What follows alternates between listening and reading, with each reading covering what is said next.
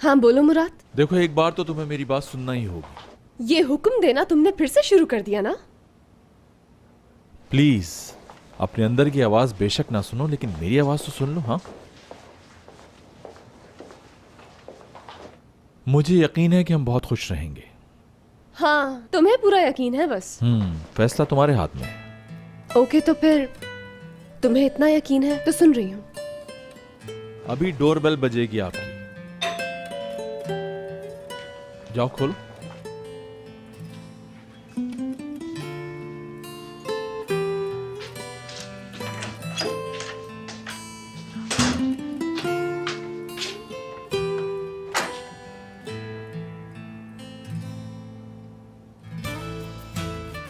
डब्बे ले लो। ये मुराद सर की तरफ से। अच्छा ठीक है, थैंक यू चाला।